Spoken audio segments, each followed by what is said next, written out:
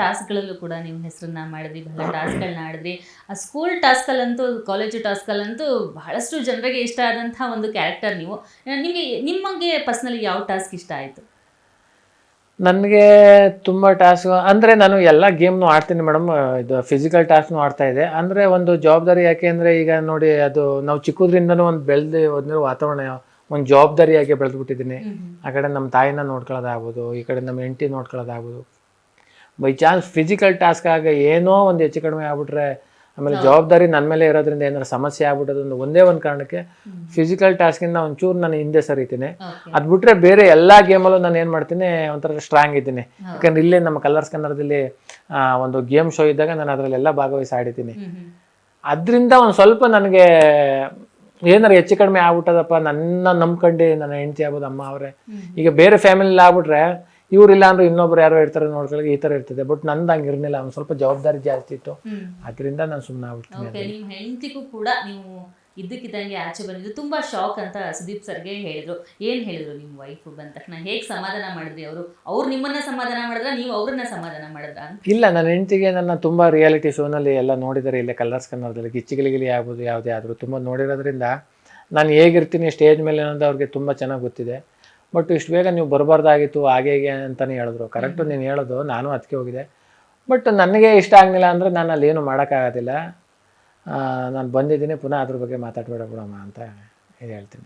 Okay sir. ಇನ್ನು ಅಲ್ಲಿ ಮನೆ ಒಳಗಡೆ ವಿಷಯಕ್ಕೆ ಹೋದಾಗ, ಮನೆಯಲ್ಲಿ ಬಹಳಷ್ಟು ಊಟವನ್ನು ಮಿಸ್ ಮಾಡ್ಕೊತಾರೆ. ಬಿಗ್ ಬಾಸ್ ಅಲ್ಲಿ ಇರೋರು ಮನೆ ಜನಗಳನ್ನ ಮಿಸ್ ಮಾಡಿ, ನೀವು ತುಂಬ ಜನ ನಿಮ್ಮ ಮನೆಯವ್ರನ್ನ ಮಿಸ್ ಮಾಡ್ಕೊಂಡಿದ್ರಿ. ಊಟ, ಕಾಫಿ, ಈ ಥರ ಒಂದಷ್ಟು ಲಕ್ಸುರಿ ಐಟಮ್ಸ್ನ ಮಿಸ್ ಮಾಡ್ಕೊಳ್ತೀವಿ ಅಂತ ಹೇಳ್ತಾರೆ. ಬಂದ ತಕ್ಷಣ ಮಾಡಿದ ಮೊದಲನೇ ಕೆಲಸ ಏನು ಚಂದ್ರಪ್ರಭಾ ಅವರು?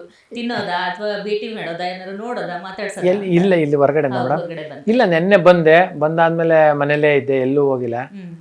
ಆಮೇಲೆ ಮಲಗಿದೆ, ಬೆಳಿಗ್ಗೆ ಇಲ್ಲಿಗೆ ಎದ್ದು ಬಂದೆ ಅಷ್ಟೇ ಮೇಡಮ್. ಯಾಕಂದರೆ ನಾನು ಈಗಲೂ ಮೊಬೈಲಲ್ಲಿ ನೋಡಿಲ್ಲ, ಮತ್ತು ಇಲ್ಲಿ ಯಾವ ರೀತಿ ಬಿಗ್ ಬಾಸ್ ಯಾವುದೂ ನಾನು ನೋಡಿಲ್ಲ, ಏನೂ ಇಲ್ಲ.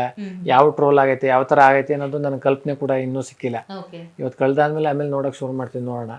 ಬಟ್ ಇಲ್ಲಿ ಗಂಟೆ ಹೇಗಿದೆ ಅನ್ನೋದು ನನಗೆ ಜಡ್ಜ್ಮೆಂಟ್ ಇಲ್ಲ. ಮನಸ್ಸಿಗೆ ತುಂಬಾ ಹತ್ತಿರವಾದಂತಹ ವ್ಯಕ್ತಿತ್ವ ಯಾವುದು ಬಿಗ್ ಬಾಸ್ ಮನೆಯಲ್ಲಿ ನಿಮಗೆ ಪರ್ಸನಲಿ? ಅಂದ್ರೆ ಅಲ್ಲಿರೋರಲ್ಲಿ ಯಾರು ತುಂಬಾ ಹತ್ರ ಆಗಿದ್ರು ನಿಮ್ಗೆ? ನಾನು ಆಮೇಲೆ ಅಲ್ಲಿ ರಕ್ಷಿತಾ ಅವ್ರನ್ನ ರಕ್ಷಿತಾ ಅವ್ರನ್ನ ಅವ್ರಿಗೆ ಲೈಟ್ ಆಗಿ ಹಾಕೊಟ್ಟು ಹೋಗಿ ಬರ್ತೀನಿ ಅಂತ ಹೇಳೋ ತರ ಸನ್ನೆ ಮಾಡಿ ಬಂದ್ರಿ. ಅದ್ ಬಿಟ್ರೆ ಬೇರೆ ಯಾರಿಗೂ ಕೂಡ ನೀವು ಹೇಳಿಲ್ಲ. ಯಾರು ನಿಮ್ಗೆ ತುಂಬಾ ಹತ್ರ? ಇಲ್ಲ, ನಾನು ಎಲ್ರ ಜೊತೆನೂ ಚೆನ್ನಾಗಿದ್ದೀನಿ, ಯಾರ ಜೊತೆನೂ ನಾನು ಜಗಳ ಮಾಡ್ಕೊಂಡೇ ಇಲ್ಲ. ನಾನು ಮಾಡಿಲ್ಲ, ಅಲ್ಲಿ ದ್ವೇಷ ಕಟ್ಕೊಂಡಿಲ್ಲ. ಅದೇ ಒಂದು ಮುಳುವಾಯ್ತಾ ಅಂತ ಸರ್?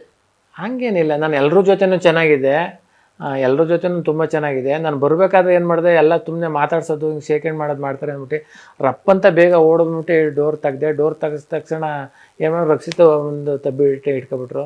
ನಾನು ಅವ್ರ ಜೊತೆನೂ ಮಾಡೋದಿಲ್ಲ. ಅವರು ಒಳದು ನೋಡ್ಬಿಟ್ಟು ಸುಮ್ಮನೆ ಹಿಂಗೆ ತಲೆ ಸಾವ್ರ್ಬಿಟ್ಟು ಹಿಂಗೆ ತಪ್ಕೊಂಡು ಹಿಂಗೆ ಆಚೆ ಸುಮ್ಮನೆ ಬಂದುಬಿಡ್ತೀನಿ. ಆಗ ಒಂದು ಸಲ ನೋಡಿ, ಒಂದು ಸಲ ತಿರುಗಿ ನೋಡಿ, ಟಾಟಾ ಮಾಡಿ ಅಂತ ಅಂತಾರೆ. ನಾನು ಅಟ್ಲೀಸ್ಟ್ ನಾನು ಇಷ್ಟು ದಿನ ಇದ್ದಂಥ ಒಂದು ಬಿಗ್ ಬಾಸ್ ಮನೇನೂ ನಾನು ನೋಡಲಿಲ್ಲ, ಒಂದ್ಸಲ ಒಂದು ನಮಸ್ಕಾರ ಮಾಡಲಿಲ್ಲ, ಏನು ಆ ತಿರ್ಗೇ ನೋಡಲಿಲ್ಲ. ಸುಮ್ಮನೆ ಹೇಗೆ ಬಂದು ಹಾಗೇ ಬಂದ್ಬಿಟ್ಟು ಹಂಗೆ ಎಕ್ಸಿಟ್ ಆಗ್ಬಿಟ್ಟೆ. ತುಂಬ ತುಂಬ ಬೇಜಾರಾಗೋಯ್ತು ನನಗೆ, ಬೇಜಾರಿದೆ. ಹೌದು ಸರ್, ಬಹಳಷ್ಟು ಜನರಿಗೆ ಬೇಸರ ಆಗುತ್ತೆ. ಯಾಕಂದರೆ ಅದೊಂದು ವ್ಯಕ್ತಿತ್ವದ ಆಟ. ಅಲ್ಲಿ ನಮ್ಮನ್ನು ವ್ಯಕ್ತಿತ್ವವನ್ನು ಅಳಿತಾರೆ, ಹೊಗಳಿಕೆನ ತಗೊಂಡಾಗ ತೆಗಳಿಕೆನೂ ತೊಗೋಬೇಕು. ಅದ್ಯಾಕೆ ನಿಮ್ಗೆ ಅನ್ನಿಸ್ಲಿಲ್ಲ? ಹೌದು, ನಾನು ಭಾಳ ಹೊಗಳಿಕೆ ತೊಗೊಂಡಿದ್ದೀನಿ, ಉತ್ತಮ ಅಂತ ತೊಗೊಂಡಿದ್ದೀನಿ, ತೆಗಳಿಕೆನೂ ತೊಗೊಬೋದು ಅಂತ ನಿಮ್ಗೆ ತೆಗಳಿಕೆ ಯಾವುದು ಮೇಡಮ್? ನಾನು ಅಲ್ಲಿಗೆ ನನಗೆ ತೆಗಳಿಕೆ ಅದು ನನಗೆ ಬೇರೆನೇ ಕಾರಣ ಅಷ್ಟೇ. ನೀವು ಯಾವುದೋ ಅಂತ ಅನ್ಕೋತಾ ಇದ್ರಿ ಅಷ್ಟೇ. ನನಗೆ ಯಾರೋ ನನಗೆ ಅಲ್ಲಿ ಯಾರೋ ಬೇಜಾರು ಮಾಡಿಸಿದ್ರು, ಆ ಥರ ಈ ಥರ ಅಂತ ಸತ್ಯವಾಗ್ಲೂ ಅಲ್ವೇ ಅಲ್ಲ. ಯಾಕಂದರೆ ನನ್ನ ಈ ಬಣ್ಣದ ಬದುಕಲ್ಲೇ ಹಲವಾರು ನೋಡ್ಬಿಟ್ಟಿರೋದ್ರಿಂದ ಅಲ್ಲಿ ಯಾವುದೋ ಯಾರೋ ಏನೋ ಅಂದ್ರೆ ಅದಂತೂ ಕಾರಣ ಅಲ್ಲ, ಒಂದು ದೊಡ್ಡ ಕಾರಣ. ಅದರಿಂದ ನನಗೆ ಇಷ್ಟ ಆಗಲಿಲ್ಲ. ಎಕ್ಸಿಟ್. ಯಾರು ಜೆನ್ಯೂನ್ ಆಗಿ ಆಡ್ತಾ ಇದ್ದಾರೆ ಅನ್ಸುತ್ತೆ ಸರ್ ನಿಮಗೆ ನಿಜಕ್ಕೂ ಮನೆ ಒಳಗಡೆ? ಎಲ್ಲರೂ ಆಡ್ತಾ ಇದ್ದಾರೆ ಮೇಡಮ್, ಪ್ರಾಮಾಣಿಕವಾಗಿ ಎಲ್ಲರೂ ಆಡ್ತಾ ಇದ್ದಾರೆ. ಯಾಕೆಂದ್ರೆ ಎಲ್ಲರೂ ತುಂಬಾ ಸ್ಟ್ರಾಂಗೇ. ಈಗ ಮಾಡು ಆಗ್ಬೋದು, ಸಿಂಗಿಂಗಲ್ಲಿ ತುಂಬಾ ಸ್ಟ್ರಾಂಗ್ ಅವ್ರೆ, ಗಿಲ್ಲಿ ಆಗ್ಬೋದು ಹಾಸ್ಯದಲ್ಲಿ ತುಂಬಾ ಸ್ಟ್ರಾಂಗ್ ಅವ್ರೆ, ಈಗ ಅಶ್ವಿನಿ ಮೇಡಮ್ ಅವ್ರು ಆಗ್ಬೋದು ಮಾತಾಡೋದ್ರಲ್ಲಿ ತುಂಬಾ ಸ್ಟ್ರಾಂಗ್ ಇದ್ದಾರೆ. ಕಾಕ್ರೋಚ್ ಸುಧೀರ್ ಆಗ್ಬೋದು, ಅವರು ಮಾತಾಡೋದು ಬೇರೆ ಥರದಲ್ಲಿ ಸ್ಟ್ರಾಂಗ್ ಇದ್ದಾರೆ. ಹಂಗೆ ಅಷ್ಟು ಜನನು ಬೇರೆ ಬೇರೆ ಇದರಲ್ಲಿ ತುಂಬಾ ಹೆಸರು ಮಾಡಿರೋ ಅಂತಾರೆ, ಅಷ್ಟು ಜನ 18 ಜನನು.